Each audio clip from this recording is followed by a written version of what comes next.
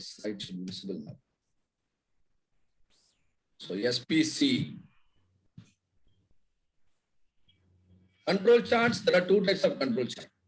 One for variable data, one for attribute data. What is attribute data? Discrete data. And within variable data means continuous data.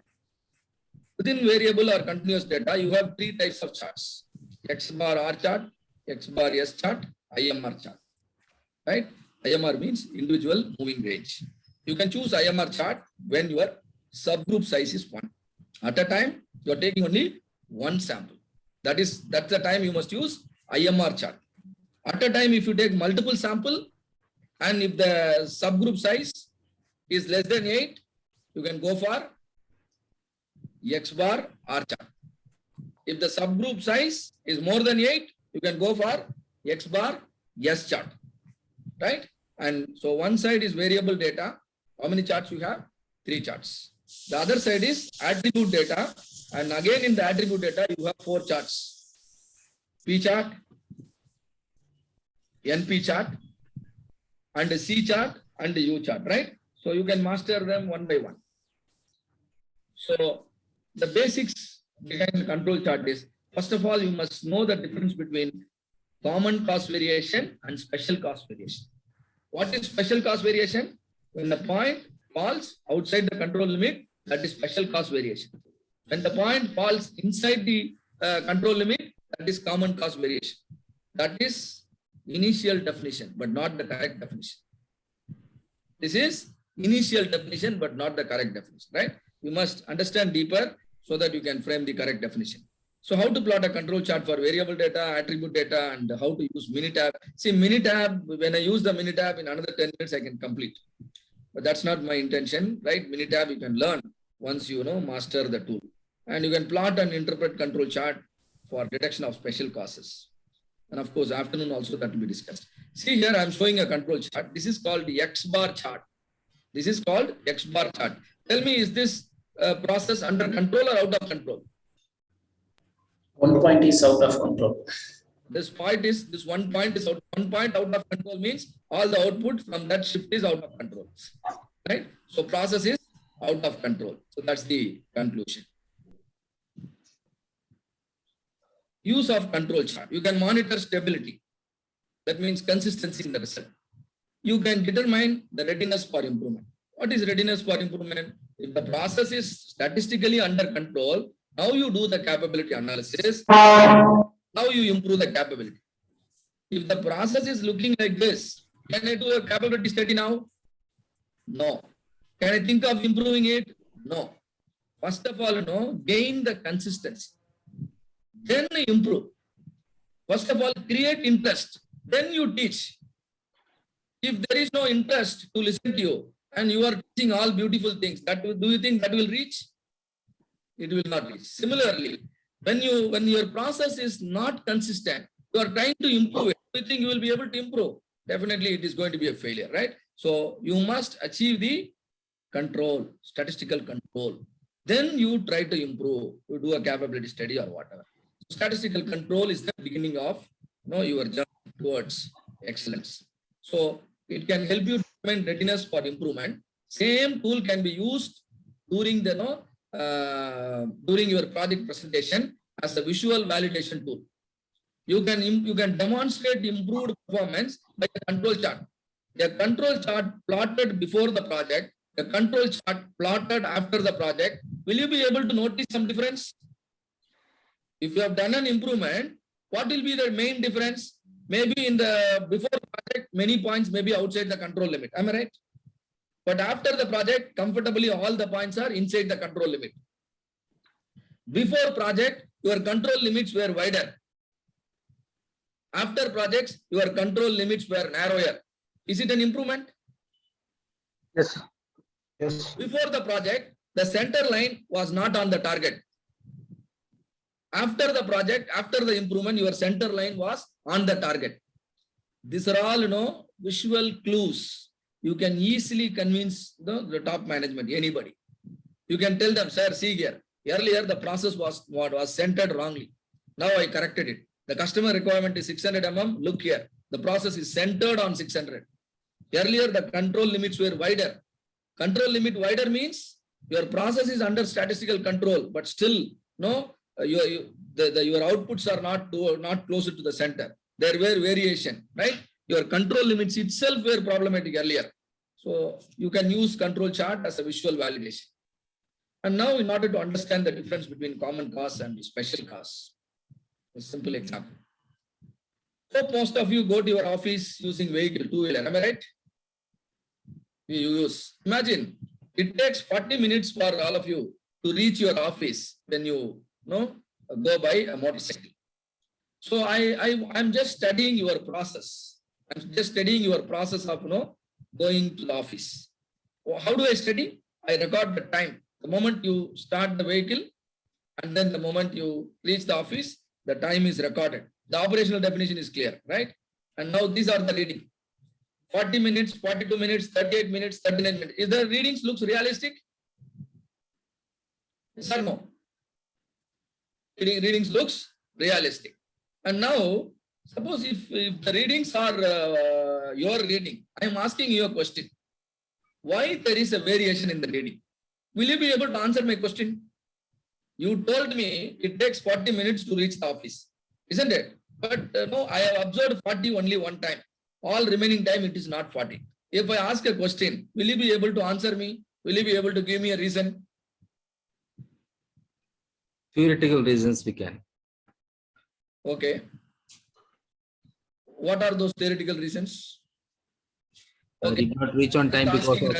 Ravi, why you are late by 2 minutes on day 2? Because of traffic jam.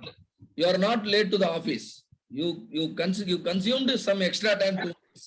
If I am your boss, if I ask the reason for each and everything, will you not laugh at me? What is this plus or minus 1 or 2 minutes? Anyway, it will happen for all of us. Am I correct or not? Yeah. If an answer doesn't exist, for the variation, if the reason for a variation doesn't exist, it should be considered as a common cause variation. Is it clear? For that, you need to understand the situation very clearly, right? As far as this example is concerned, plus or minus 2 minutes can be considered a common cause. Am I correct or not? Yeah. Right? Yeah. So this is a common cause variation. Another day, you reach the office, in just 25 minutes. Now I am asking you a reason. Hello, Mr. Ravi. Today you have reached, just 25 minutes. How is it possible? Now tell me, will you really have some reason now? Public holiday, probably, or no Public traffic. holiday. No So traffic now jam. a reason exists. Yes. Looking at the number, you have a chance to understand whether the variation in the number is due to common cause or special cause. If a reason exists, it is special cause. As you correctly said, it was a lockdown day. You have a pass and only you are driving in the road. So you are able to reach in 40 minutes, right? Another day, Ravi took 55 minutes. Now tell me, is it a common cause or a special cause? Special cause. Heavy rain. Because it's rain, right? You are predicting very well, right? So it was raining. So you have to slow down a lot and 55 minutes. And now I will test your prediction capacity. Another day, Ravi took 1 hour 40 minutes. Is it a common cause or special cause? Special cause. Very, very special cause. Two-wheeler gone out. Not set. No. Don't want to come to office. Ravi met his girlfriend on the day. So he decided to spend additional 1 hour in the coffee shop. I thought Ravi is married. Sir, 1.5 hours is not sufficient. Yeah. There is no restriction, right? Even after marriage. No control plan, right? So 1 hour 40 minutes is definitely a special cause. So just by looking at the number, if the number is far away from the central tendency, you can understand the nature of variation. It can be common cause variation. It can be a special cause variation, right? If the variation is due to special cause, then the process is considered to be statistically out of control. If the nature of variation is common cause, a process can be considered to be statistically in control. Visually, you will see this, in your control chart.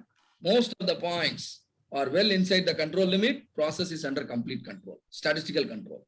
But few points falling outside, definitely process is out of statistical control. This is common cause, this is special cause, this is special cause, and this is very special cause, right? So this, I will skip this example. You can find application of control chart in many situations. It has been used also. So see here, the ball is bowled. Control chart is used to predict, that to take the correct decision.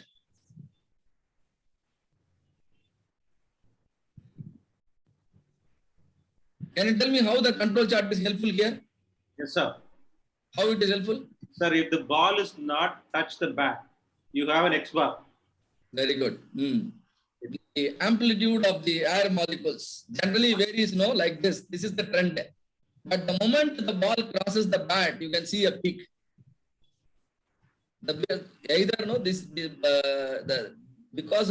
Since there is a peak, it is concluded that the ball has touched the bat and result was changed, isn't it? The batsman was declared out. So same way you can make your decisions more effective if you understand more about the control chart.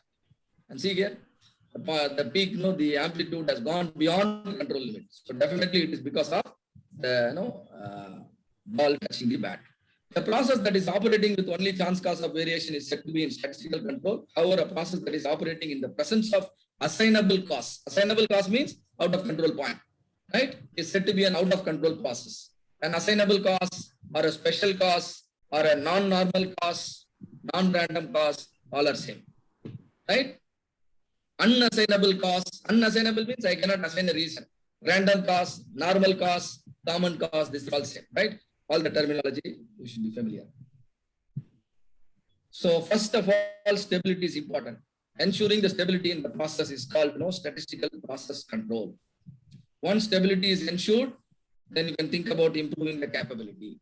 What is improving the capability? Either you will try to move the mean towards the target, or you will try to move the control limit towards the center. These are nothing but process improvement. Statistical meaning of process improvement is you should be able to get your mean on the target. You should be able to get your control limit closer to the mean. This will be possible only your sigma is low. When your sigma is low, sigma level will automatically improve. That is what we call it capability, right? This is what we are measuring in terms of sigma level. So a process is considered under statistical control. That means the process will have what type of variation? Process is under control. What is your option now? Sir, the municipal cost of variation. All are correct. Very good. An out of control process will always have Unless a special cost variation. Special cause variation. You mean to say out of control process will not have common cause? Common cause or due to natural cause? Always there. That means in an out of control process, you will have special cause also, common cause also. So what is the answer? 3. This is how the questions will be, right? We can improve the results of a process even if it is statistically out of control. Can you accept this statement? We can improve. Yes, sir. You should not accept. Sir, we cannot. If a student is not interested in learning, will he be able to improve his performance? No, what I would try to do is, you get it. This is a Six Sigma project, sir. So you get it and then improve it, and then we can get it, bring it in control. Now, strictly speaking, process improvement differs from process control. If you are not able to gain the control, it means the existence of the process itself is under question, isn't it? If you say there is a process, there is SOP, but still your results are not stable, it means the process is not followed. Make the process followed and executed every day on the same manner. Then we go for the improvement. So if you go deeper, improvement is possible only when the results are stable, right? Okay. If the process is statistically out of control, the immediate goal is gaining the consistency, right? But many companies, they straight away, I'll do the capability analysis. What is our learning while discussing the CP, CPK, PPPA? Capability analysis should not be carried out if your process is statistically out of control, then what are we trying to say? We are trying to say gain the consistency. Gaining consistency is not equal to gaining capability. Gaining capability is the improvement. Gaining consistency is we are only ensuring stability, right? So this is called if process out of control, our immediate goal should be process control. Then the next goal is process improvement. All right, X bar R chart. Please note, all of you can use the tool. We have been restricting the discussion to a very common language only to ensure all of you apply it. The example, when you read it, it may sometimes belong to automotive, sometimes belong to manufacturing, sometimes it belongs to banks. But after all, finally, it is a number here. Am I right? Finally, it is a number. For a chemical process, it can be the concentration of the material. For a garment industry, it can be some data referring to the size of the garment, whatever it is, right? So here it is an automobile plant, and there is a product, and product length should be 600 mm. Target is 600 mm. So your data collection plan is every shift you are collecting sample. Every shift you are collecting sample. Shift number 1, you are collecting sample. Shift number 2, shift number 3, shift number 4. And every time you go for data collection, you take 5 samples. That means your subgroup size is 5. What is the size of your subgroup? 5. And 5 days you are doing this job. First day, you have taken 4 samples. That means 4 subgroup. Similarly, 5 days you did it. Totally 20 subgroups you have.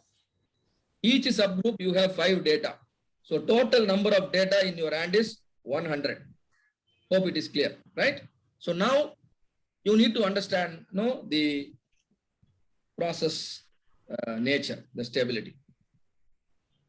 So these are the methods like for DOE, sampling plan, collect the sample, compute the X bar. What is X bar? Average. You are now master of it. Range. Why range here? At the time you are collecting only 5 data. What is our understanding? When the number of data is less than 8, we must consider range as the best representative of the variation. When the number of data are less, range will be the best representative. When number of data is more, general standard is 8. When it is more than 8, go for X bar S chart. Since it is less than 8, I will go for X bar R chart. So range is largest value minus lowest value. And then you compute X double bar, compute R bar, and there are certain statistical formula. How these formulas are derived? These are our grandparents, right? We can trust them. So they have experienced and they developed. Why this formula comes? We know upper control limit is 3 sigma, but I am not calculating sigma here. I am calculating only R. I will convert the R into sigma. Even when I convert the R into sigma, do you think R will become a sigma or R will become a capital S? Do you know the difference between capital S and sigma? Yes, sir. What is capital S and what is sigma? Sigma is population metric. Very good. Sigma is population standard deviation. S is sample standard deviation. Through sample, we are trying to understand the population. So there is a limitation, isn't it? So S can be different from sigma. So that is why our the statistician, they have given some adjustment so that you can be more realistic, right? So these statistical constants were developed to overcome all your limitations. Your results can be as close as possible. If you know the population value, population average and population standard deviation, then then your job is very easy. But we never know about those things.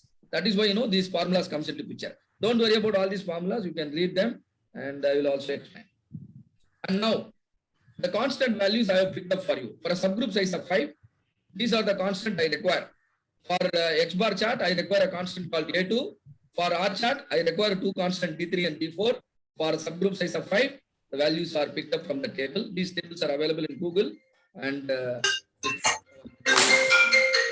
now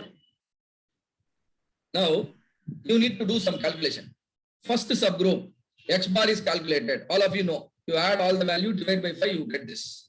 Now range, how to calculate? The largest value minus smallest value. Can you tell me which is the largest value here out of the 5? 601.4. Oh, very good. Then the smallest value? 598. The difference is 3.6. Will you be able to do it for all 20 subgroups? This will be another assignment for all of you, right? All of you wanted assignments. So you have to submit. So the 20 subgroups, X bar value is there, R value there. Now, will you be able to calculate X double bar? What is X double bar? Average of the averages. Center line for your X bar chart. Right? Center line for your X bar chart. Similarly, you have 20 ranges. Can you calculate R bar? Average of the ranges. Center line for your R chart. Right? So those are calculated and results are shared here. And now you need to plot a control chart. So you require a graph sheet now. Better all of you can plot one control chart manually and then switch to Excel and Minitab. And now in the control chart, see here, this is for, see, first of all, we must plot R chart. Then only we must plot X bar chart. There is a logic, right? In R chart, the center line is R bar. R bar value is 2.72. Exactly at 2.72, I have drawn a line, center line. Then upper control limit. What is the formula for upper control limit? D4 into R bar. What was the value of D4? Value of D4 was 2.114. 2.114 into R bar, you get this value. So 5.751. Upper control limit is drawn. D3 value is 0. So D3 into R bar is lower control limit. Now you have lower control limit, center line, upper control limit. Center line, upper control limit, lower control. Now what are you supposed to plot? You are supposed to plot the range. Range is nothing but within subgroup variation. What is range? Within the variation. Variation within the sample is the range. Am I right? Variation within the range, within the sample is the range. First range from first subgroup. Second range, third range, 20 range you have to plot all those things. All the 20 points are plotted. Now take a scale, connect the first point to the next point and so on by a straight line. Now all the ranges are found to be under control. That means your range chart is under statistical control. Isn't it? None of the point is going beyond the control limit. When the range is under control, you are now ready to compare the variation between the batches or between the shift. First shift, range is small. What do you understand out of it? When the range is under control in shift number 1, what do you understand out of it? Your process is going on properly throughout shift number 1. Am I correct or not? Process is going on properly in shift number 1, properly in shift number 2, properly in shift number 3, properly in shift number 4. Do you think this condition is important for your company? Yes, sir.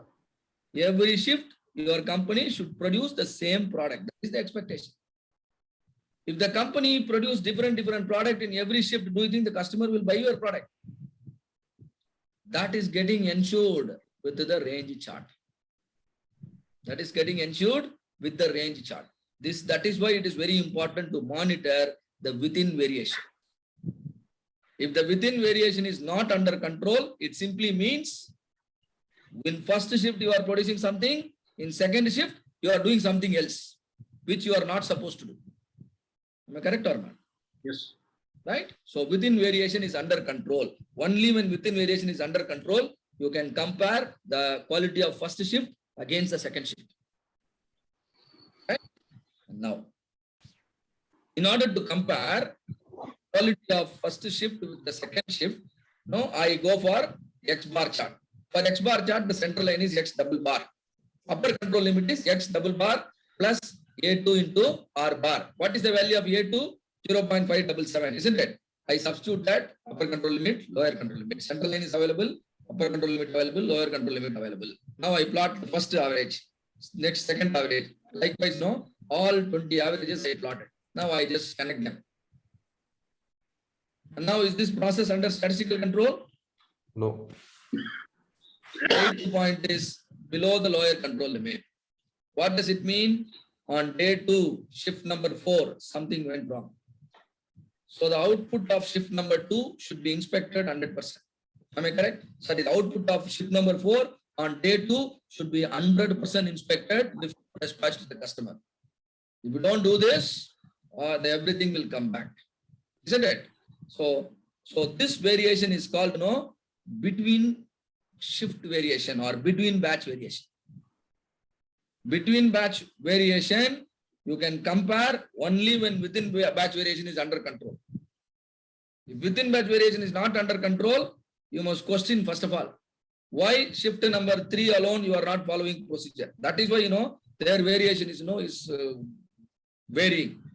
So first of all, whatever we produce within the C, everything we produce within the shift should be one and same. If everything 1,000 units I am producing, all 1,000 should resemble same characteristics. But if some point goes out of the control limit in an X bar chart, right? Suppose imagine a point goes out of control limit in X bar chart. That means the 1,000 units which are produced on a particular day, particular shift are not one and same. Isn't it? The within batch variation is too much. If the within batch variation is too much, and whichever customer receiving your product, he will have a lot of problems. Am I correct or not? So that's why within batch variation should be under control, and then between batch variation should be under control. The other day we talked about it with a garment example, isn't it? The same story is coming here. And now the process is out of control, so 100% inspection is required. And if the control plan is available, do the troubleshooting. If control plan is not available, troubleshooting guideline is not available, that leads to a brand new project. And now both the charts should be visualized. First chart to be plotted is R chart, then only X bar chart. And it is very clear, it is out of control. All right. So when the R chart is not in control, X bar chart should not be plotted, right? When R chart is in control, X bar chart can be plotted and then it can be interpreted. All right. So when the subgroup size is less than 8, X bar R chart. More than 8, X bar S chart. Equal to 1, IMR chart. There are different formulas. You really don't have to worry too much about the formulas, right? You can trust them or you can rely on Minitab or Excel and then you can get them, right? We'll talk about this maybe again in the control phase, right? There are a few more things. So the control chart can help you detect special causes. It helps you to understand the stability, determine the readiness for improvement, and it can help you to demonstrate the improvement. X bar R chart monitor the mean and variation of a process CTQ, right? It works well when the subgroup size is less than 8. The point falling outside the control limit indicates the presence of special cause, and if a special cause is detected, the process must be stopped for detailed investigation, right? And if subgroup size is more than 8, you can go for X bar S chart, right? And subgroup size is 1, you can use IMR chart. All right, I think that this I have already covered, right? So this we will take it up later, the attribute chart. Right? So control chart understood? Sir. Yeah. Sir, actually, we were discussing in the quiz